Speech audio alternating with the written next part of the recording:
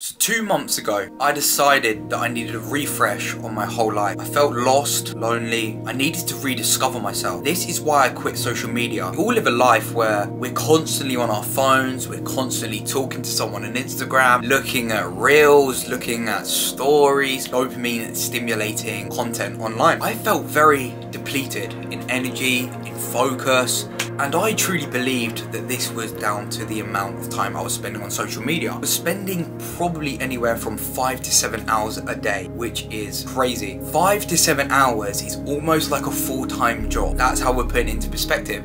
And no wonder why I felt so bad. But in today's video, I'm going to tell you why you should quit social media and how it's helped me elevate as a person. I truly believe that as a person, the best thing you can do is go into periods of isolation. Remove yourself from this world. We live in a world that is completely full of distractions. So I decided to take a 2-month break to see the effects it would have on my physical and mental health, but mainly my mental health. I think we can all agree that social media can be a very negative place. There's not much positivity on it, so that's why I wanted to see the impacts it had on me. Exact reasons why I quit social media. We're completely controlled and we're never living in the moment. We're always worrying about what someone else is doing or if someone else has got a better life. We're just not grateful for the lives that we do have and the simple things in life. And I wanted to regain that because I've gone through periods of my life where going for a walk just makes me so happy. And I felt like every time I was going on social media, I was seeing someone in Dubai or in Bali or driving a Ferrari or got a watch I want. And this always demotivates me.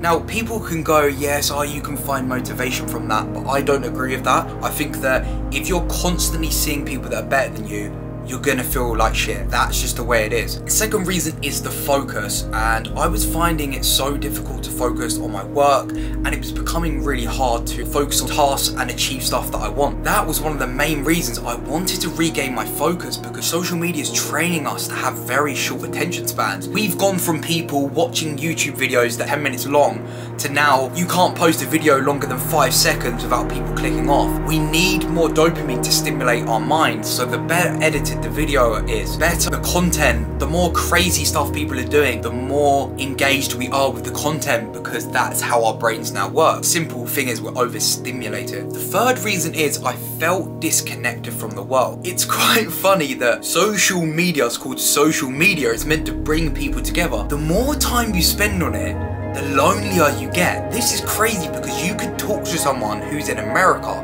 who's in Australia. You can connect with people from everywhere. I mean, even your mums and dads, they all have at least Facebook, at least Instagram. The world is just completely online now. Let's take me for example. You might see a girl you really like, but because you're so trained to text them online, that's what you're gonna do. You might see her in the gym, but then you might be nervous and anxious to go and do it because you're not socially interacting like that anymore, because it's just all online. You might not go over speaking to that girl, but you might try and find her Instagram afterwards so that you can try and speak to her. And I think that's weird.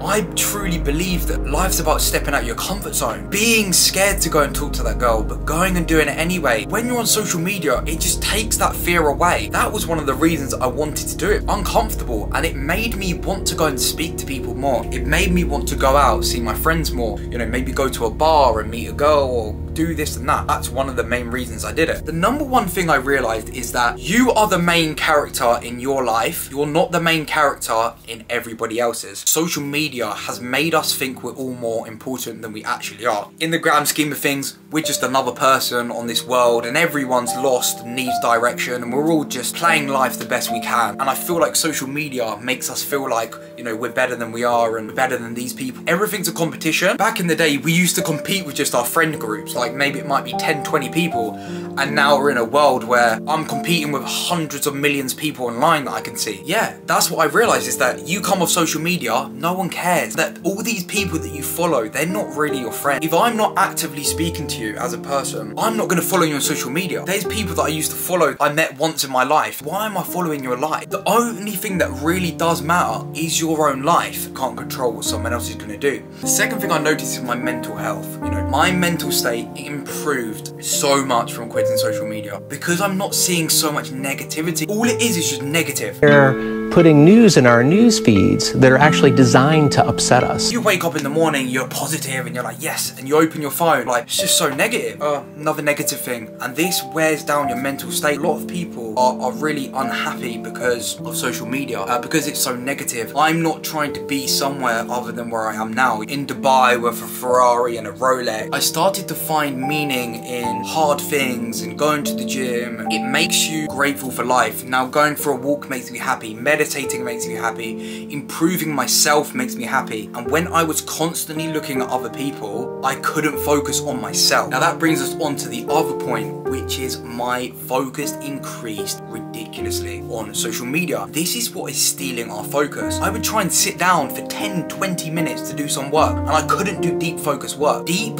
focused work is one of the most important things if you want to level up in your life. If you have no focus, you will not be able to set out and achieve a task that you do. I'm not saying that my whole brain is unwired after 2 months, but what I can tell you is I can sit down and do focused work for hours, 2 hours, without picking up my phone trying to get dopamine or feeling left out. It's made achieving tasks so much easier because I can do the deep focused work needed. And the last thing quitting social media has helped with is boosting my confidence because I'm not having lack of self-worth anymore. So for the average person, I would just say stay away from it. If you're having self-confidence issues, I would completely come off of it and you will see your confidence grow, and that's a key. Also, I've learned to enjoy the simple things in life, and I don't need a lot of things give me dopamine and stimulate and make me happy. Going for a walk now makes me happy. Meditation, reading, being with my friends, being with my family makes me feel so happy when it didn't used to. If you can find a way to enjoy the little things in life, you're gonna win in life because you don't need these massive